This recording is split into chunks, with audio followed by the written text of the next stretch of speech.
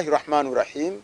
Alhamdulillah wassalatu wassalamu ala sayidina Muhammad wa ala alihi wa sahbihi ajma'in. Baganda bange banyinaze, assalamu alaikum wa rahmatullahi wa barakatuh.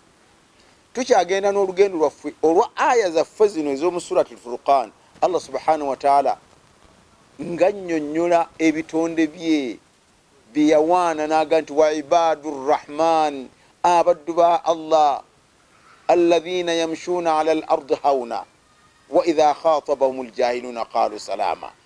Olwaleero ntutuuse ku kitendo kyeyagamba nti abaddu be abo bajjatenda bwe tubadde tunnyonnyola, yagamba nti walladhina la yashhaduna az-zur wa idha marru bil-laghwi marru kirama, beba abatojolera bya swakaba, abatawa bujulizi bwa bulimba.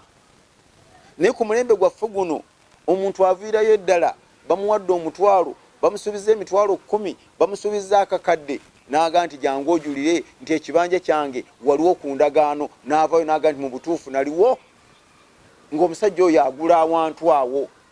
Naye n'oba ng'ofera n'owa obujuzi obw'obulimba, hakki yo oli n'egenda, naye nga gwe ensonga owadde obujuzi obw'obulimba.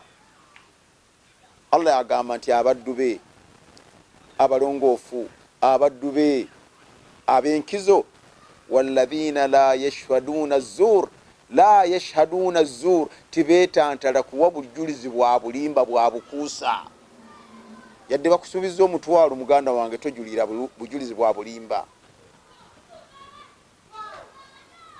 Nabbi sallallahu alaihi wasallam yatugamba nti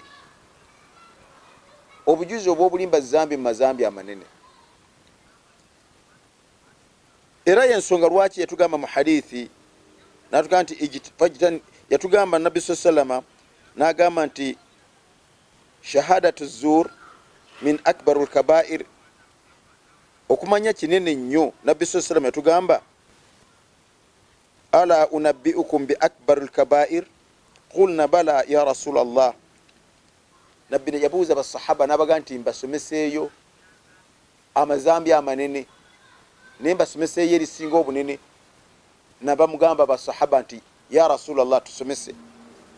Nabbi n'abaga nti erisookera ddala al ishiraku billah, kwe kugatta ne Allah subhanahu wa ta'ala n'ekintu ekirala. N'abagamba ezambi eryokubiri wa uququl walidaini, omwana okuyisa obubi bakadde be.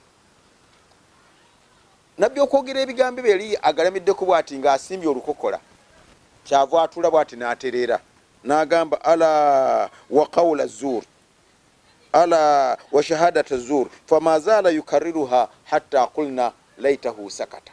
Basahaba bagamba tekyo nakiddiŋŋana nnyo obujulizi obw'obulimba, obujulizi obw'obulimba, obujulizi obw'obulimba zambi ddene.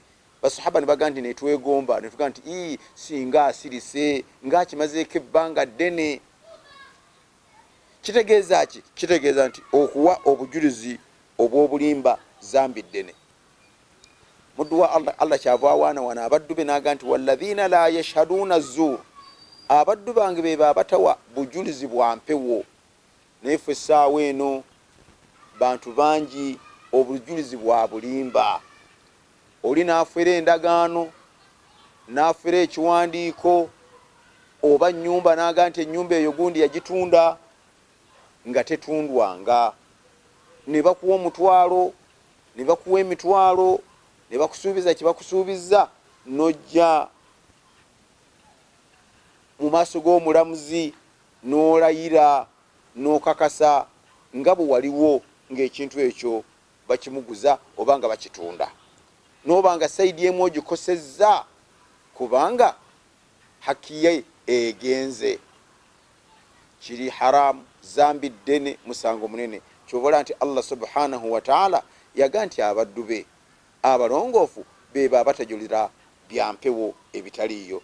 Twewale ezzambi eryo ery'okubeera mu bujulizi nga tuwaliimu mu ntandikwa. Wa sallallahu wasallim ala sayidina Muhammad wa ala alihi wa sahbihi ajma'in. Wassalamu alaikum wa rahmatullahi wa barakatuh.